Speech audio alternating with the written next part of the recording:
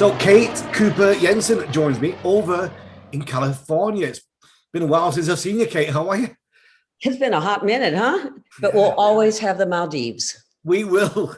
We will indeed. That's what my Then the memory world is shut right down. now. You've just had, was it a P3 camp?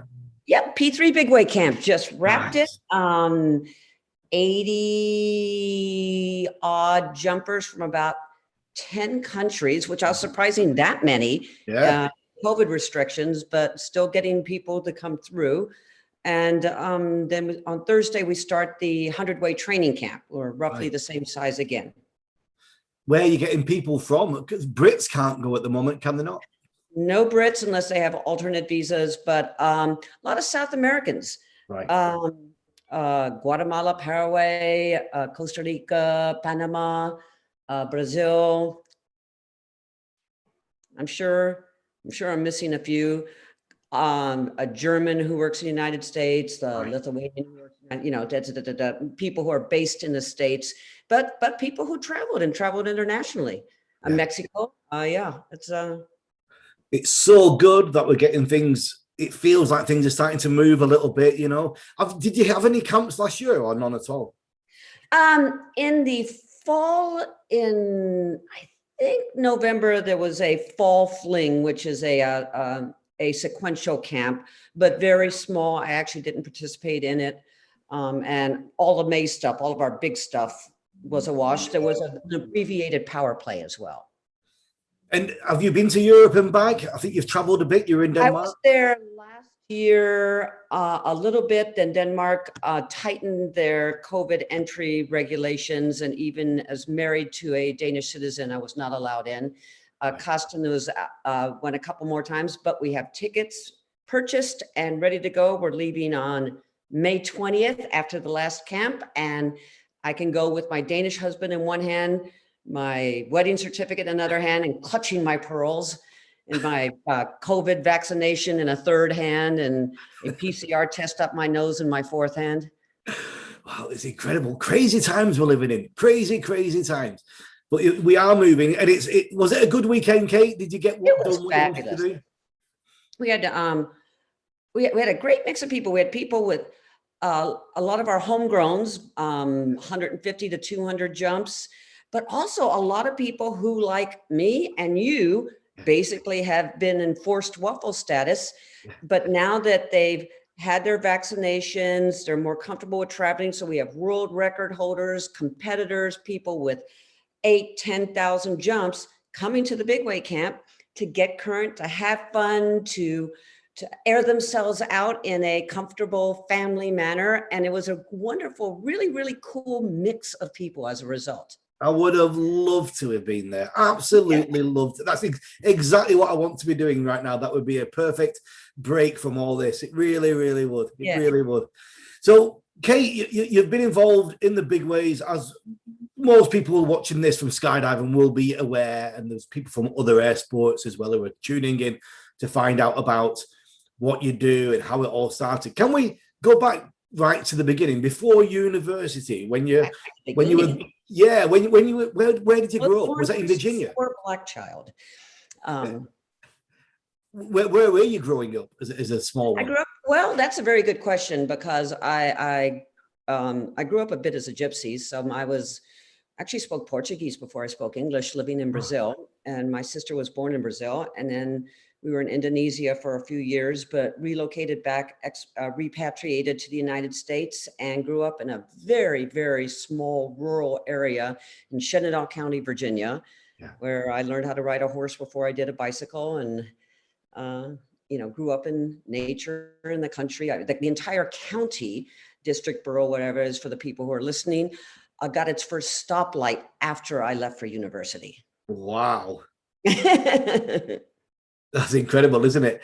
How old were you then when you went back to the States, or when you first went to the States, should I say? When I States, 5. So still, I'm still basically homegrown in the United States. It was just the gypsy part was when I was quite young. I wonder if that got in your bloodstream a little bit, the travel and the gypsy side of it.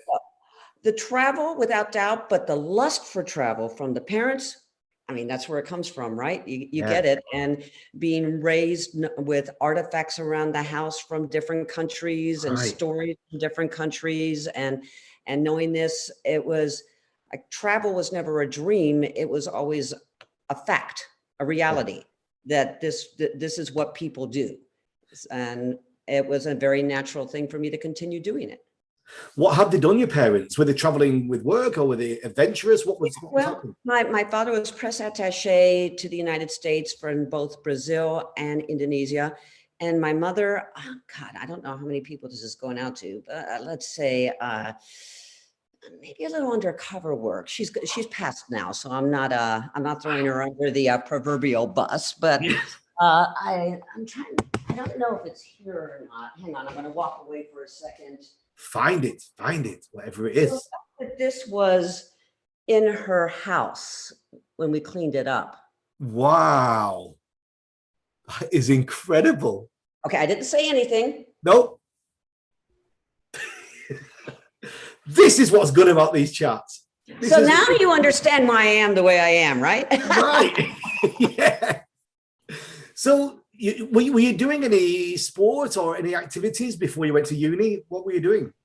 Oh, again, super rural area, super small schools, standard sports, not so much. Pretty clumsy, actually. Not a gifted athlete at all.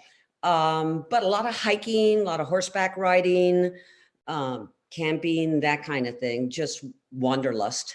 Yeah, but so outdoors, you wanted to be outdoors. You liked being outside.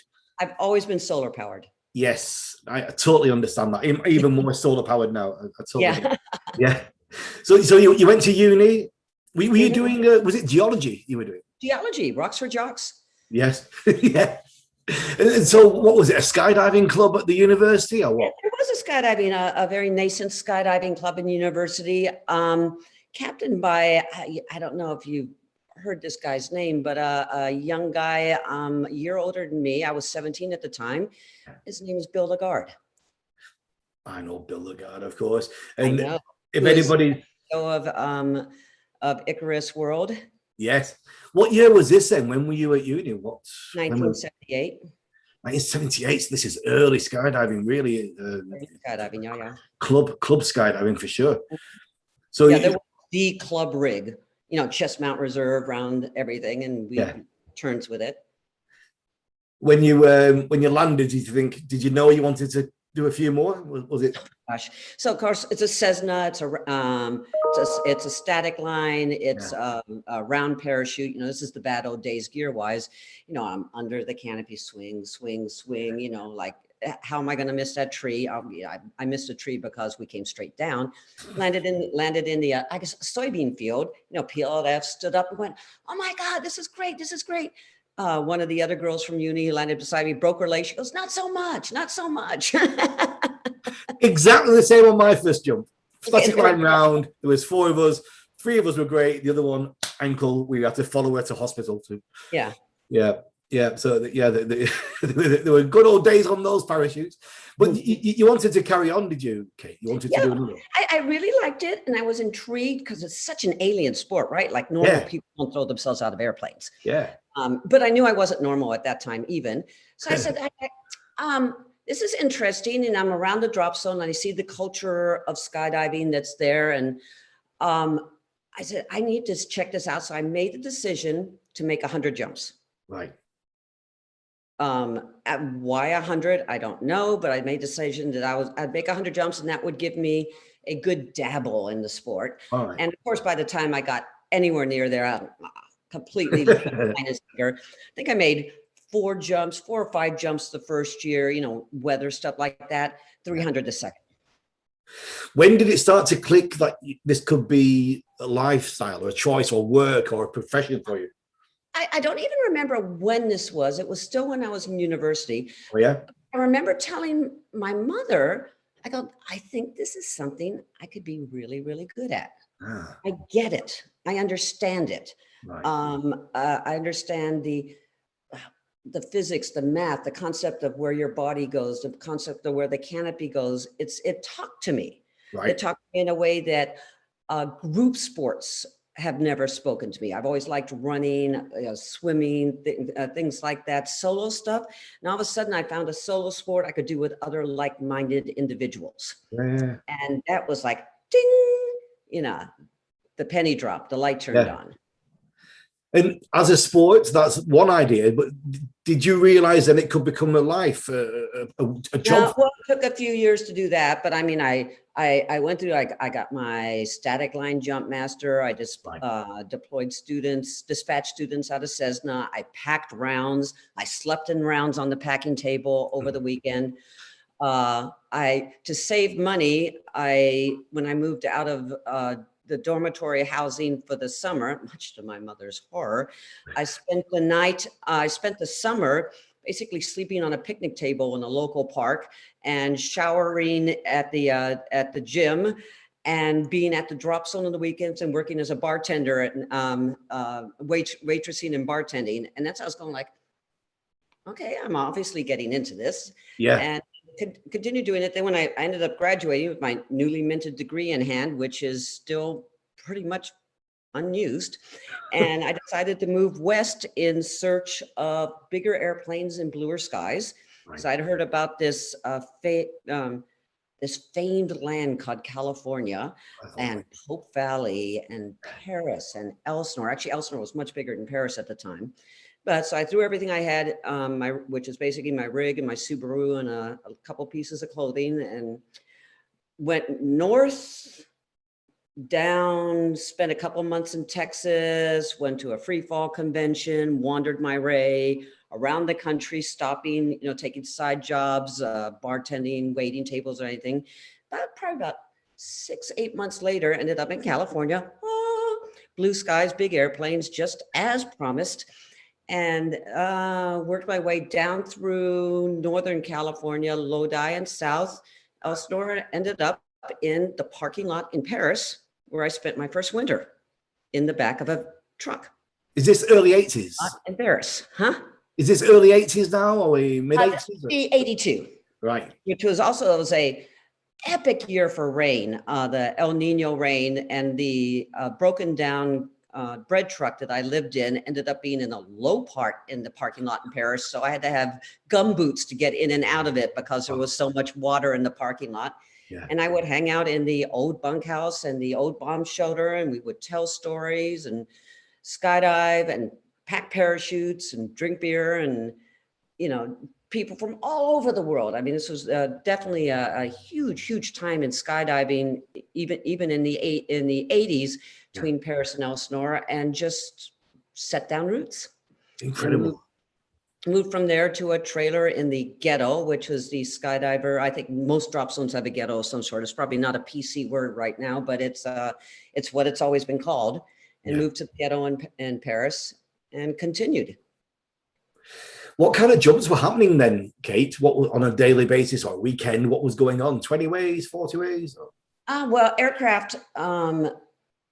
We had DC-3s, 2 DC-3s. Beechcraft D-18, didn't get the Otter for a bit. So yeah, it's definitely old school big wave boogie jumping, 40 ways out of a DC-3, night naked 12 ways, CRW, now CFS, 4 stacks, 8 stacks, lots of night jumps, lots of demos. Yeah, just wild and crazy. No little bombs on our backs. We were all low pull rock and rollers. Yeah. This is how I survived that. No idea. And I think most anybody who's been jumping for that long can say that statement seriously. Right. What height were you breaking off the formations then? 3.5? 4? We've broken 100 way at 3.5. Really? In Canada, hello. Yes. Wow. But remember, we had great big fluffy parachutes. Yeah. So even if they bounced against each other, it was no drama.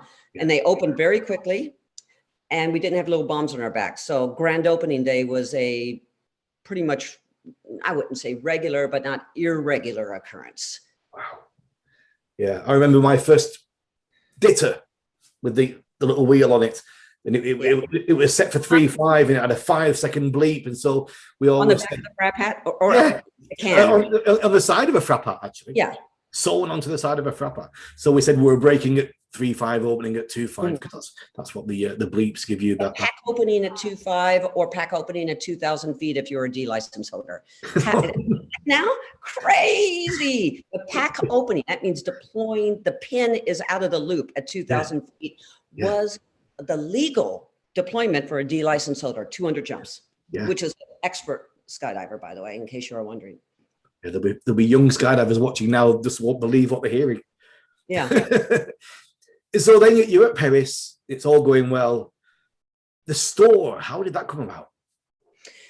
The store, well, whilst I was living in the ghetto, and I had already met my partner at the time, Tony Domenico, and we had the opportunity to to start a gear store in the ghetto, actually upstairs in one of the tall building on the property, for those who have been at Paris, and started square one at that time. Bought it from Mark Pollock, who is now in San Antonio running a drop zone in Texas.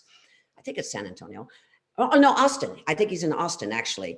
And bought basically the store right in the accounts, and then ran it there for a few years, and then had the opportunity to move on to the Paris drop zone and take over the gear store that was there, and did that, and then continued onwards and upwards into square one, and eventually square two, square three. We had at different times, we still have the store in Eloy, and we still have the store in, I'll get back to that. I'm gonna have to go backwards, but the store in Eloy and the store in Elsinore, and then at one time in Cross Keys, New Jersey, and one in Sebastian.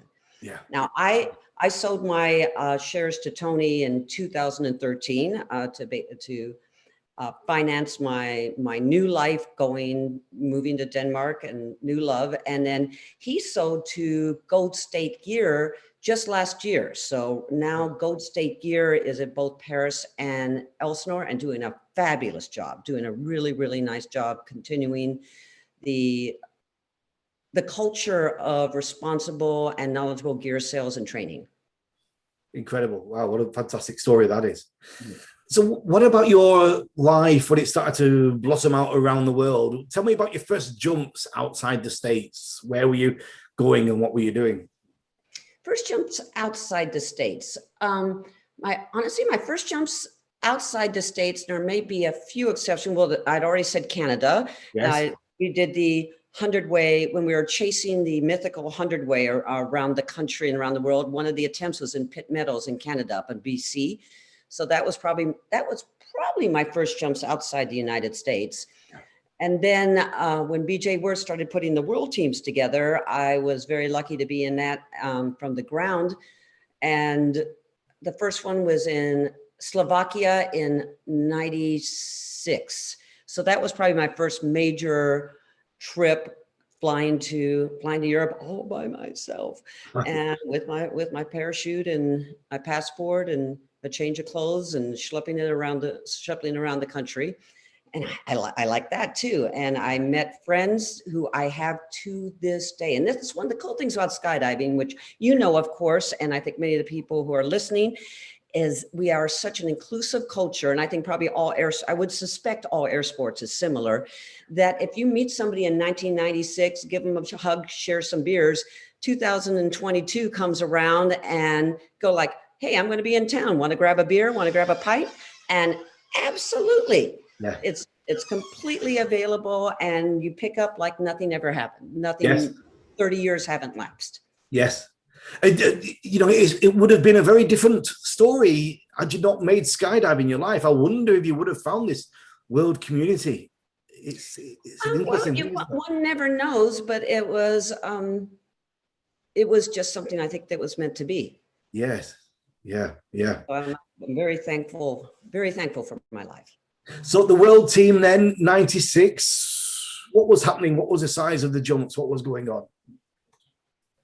216, 218, something in that region. Sorry, I don't have notes in front of me. I don't have the things. We had already done the mythical 100-way in Muskogee. Then let me see if I can get this right without notes. Then 126 in Belgium. then 144 in Quincy, then 150 in Belgium. Yeah. Little rivalry going on right there. Right.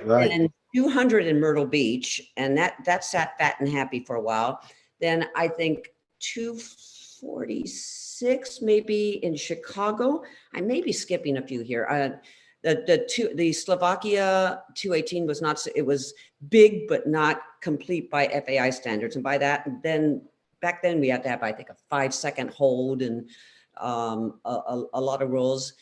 Then I think Chicago 246 and lots of, I may be missing, I think there was a 280 something in Thailand in 99. Then the 300 in Eloy in 2002. Then we go up, more attempts. And of course the 400 in Thailand in 2006. And I'm sure I apologize to anybody who are probably all sending vicious emails that I forgot their world record, but I am knocking this straight off to the top of my head without looking at any paperwork. Wow. How did you feel when you did your first 100-way? Absolutely fabulous. I was part of a large group of people who had been chasing it through multiple locations in the United States and the one up in Canada. Yeah. We did it in Muskogee, Oklahoma, which at the time was the set location for the U.S. Nationals on a regular basis because it was just in the middle of fucking nowhere and it was miserable for everybody to get to. Thank goodness they made a change there. Can I say fuck? It's okay. You can say fuck. Okay.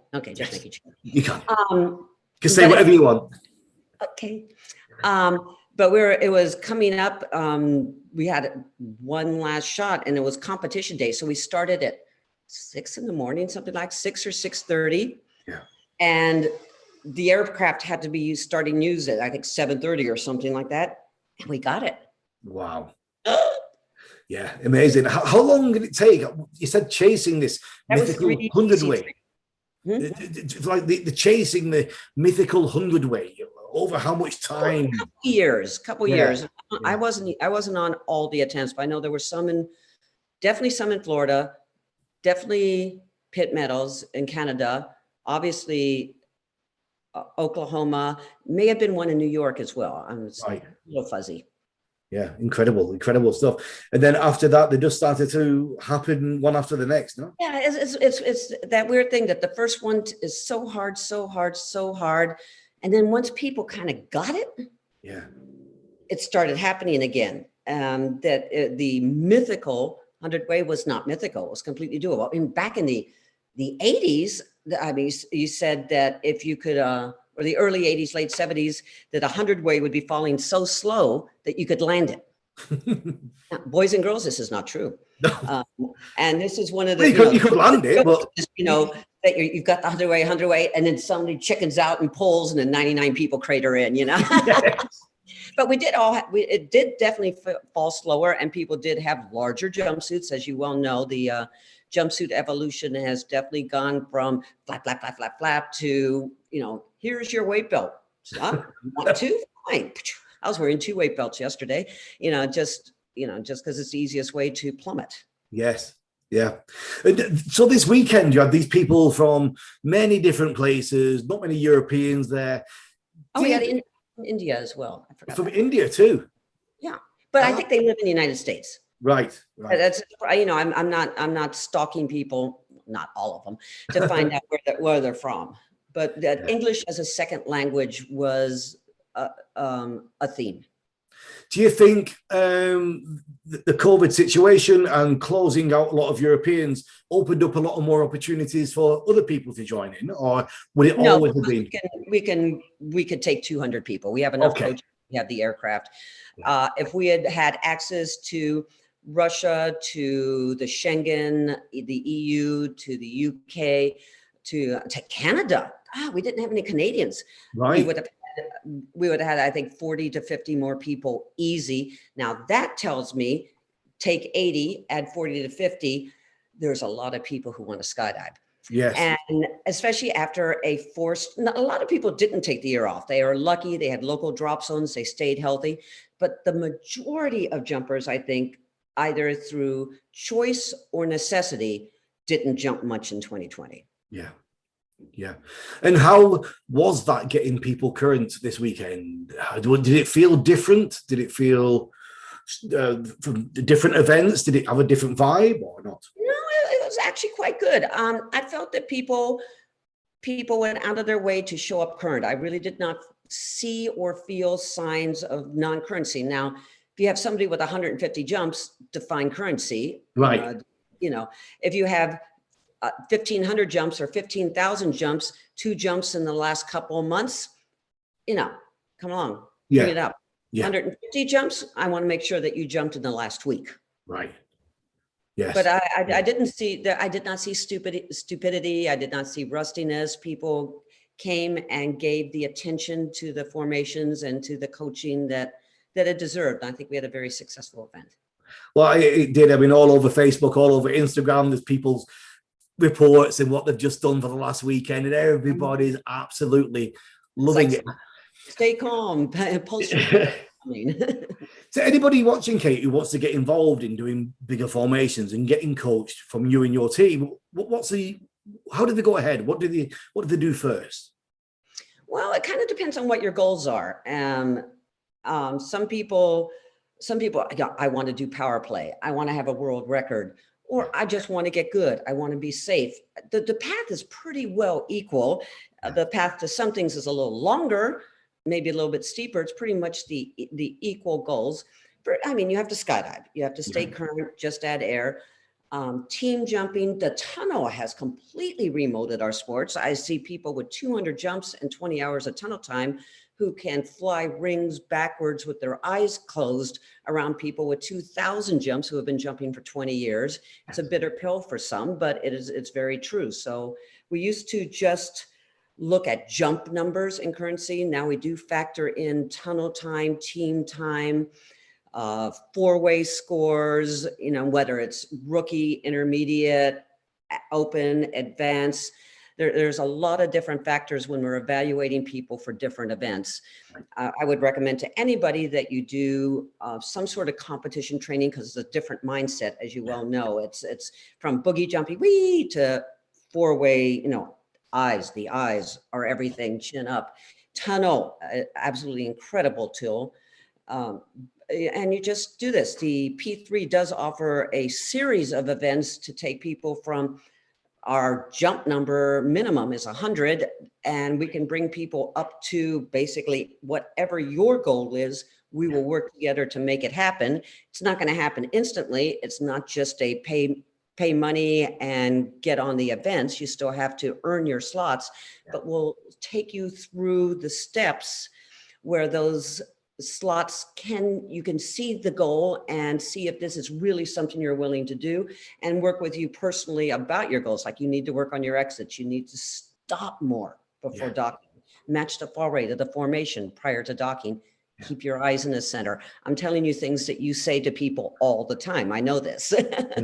It's brilliant, your enthusiasm, though, and you're so sharp and enthusiastic about it, even after all this time. It's fantastic to see. It really is.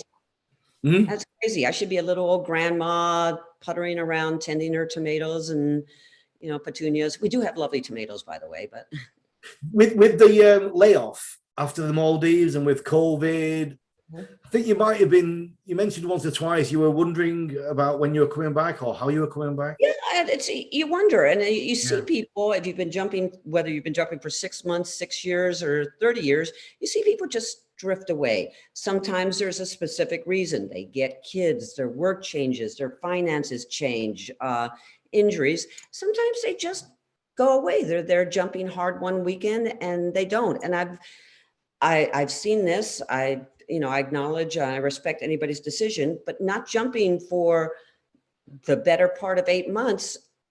I wasn't bored. There are things to do. Did a lot of scuba diving, a lot of hiking, really working around the house, things like that. It was easy to not jump.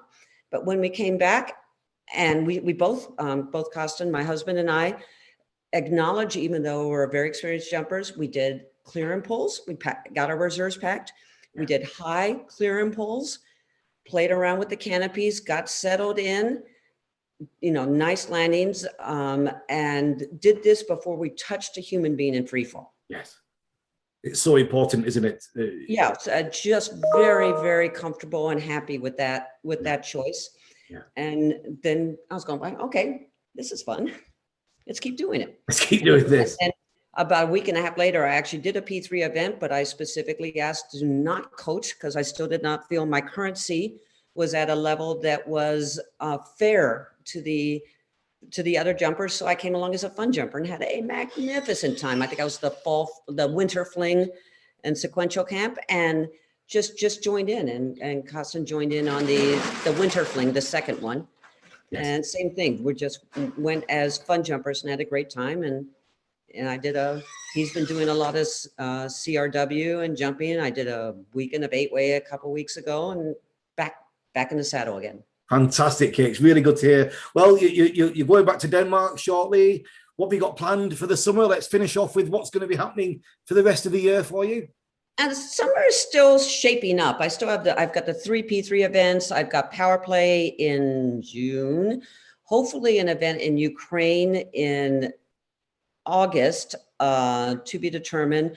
We're looking at some other things, hoping that because of COVID and entry requirements, I'm not an EU resident. I can get in and out of Denmark now, but that doesn't mean I can necessarily get. But fully vaccinated, I'm hoping that I will be able to get through to other countries as well. I've already got my first exotic boogie on the books. I'm going to Pepe's Island Boogie in Panama in March of next year. Yes. Twice canceled because of COVID, so we're all very, very excited about that. Exotic beach landings. Yes, we do love it. Kate, it's been fantastic to see you and to catch up with you, and I'm so pleased that you're getting back in the air, and Karsten too, and everybody else. And, we need to get you in the air too. Yes, hopefully. I was there this weekend, but I did all my paperwork and I got the DZ brief. They said, right, well, fantastic to have you here. Unfortunately, this weekend there's staff training, getting the staff current. Now it's kind of, okay, then I'll see you next week. Okay. Yes. So I'll be back there again next week. But hopefully I'll let you know as soon as I've landed. Kate, have a fantastic summer. Karsten as well. Lovely to see you. Take care. Great to see you. Have a great day.